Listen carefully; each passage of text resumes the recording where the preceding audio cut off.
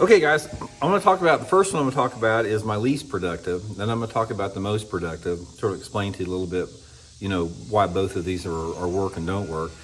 My number one least productive lure for August time fishing is a floating worm. I don't think I've ever caught a bass in August on a floating worm. I don't know what it is about it. It's like a floating worm looks like something alive coming through the water. It's so fishy looking, so crazy looking in the water.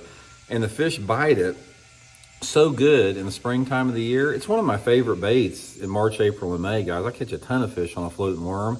But I'm telling you, when August rolls around, guys, they won't even look at the thing. And I'm sure there'll be some guys say, oh, Randy, you don't know what you're talking about. I whack them on a floating worm. Well, come here to Missouri in August and see how many fish you catch on them.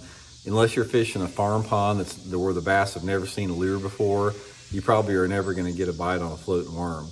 Now, for the reason why, it's like there's a lot of this stuff, guys, we don't actually know why. I can't intellectualize to you and explain to you why they don't bite a floating worm very good in the month of August. But one thing that I do understand about bass is that, and you hear me talking about this a lot on the channel, bass have very specific moods and personalities, just like people do. They got moods and personalities that change throughout the course of the year. And the thing that changes, sorry guys, that had some fried rice, but I felt like I had some chunk of rice in my tooth there. But the thing that changes throughout the course of the year are things like your water visibility, your water clarity, your water level, the light intensity, the sunlight angle. As you get into August, we're getting shorter days. Every single day is getting shorter by a minute and a half or 2 minutes. So that sunlight angle is constantly changing. Water temperature's changing, water clarity's changing. They're getting a lot of different type of plankton and algae growth on the lake out there. And for whatever reason, when those factors all combine together and the fish are dispersed and set up like they are in most lakes across the country in August, they just don't bite a floating worm very good.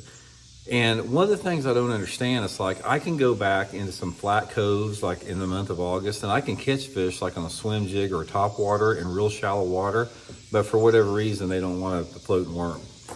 Okay, the next one, guys, is my old favorite. Guys, if you watch the channels, all three of my channels, you hear me talking about this bait a lot. I can't reiterate how good it is. It's this Mega Bass Super Z2 crankbait, guys. I have caught so many bass on this lure in the month of August and into September. It's just absolutely ridiculous how many bass I've caught on this thing the last 2 or 3 years. Also, guys, I'll put this in my Tackle Warehouse link in the description to the Super Z2 crankbait. Comes in a lot of different good colors. I like the blueback chartreuse if the water is, pretty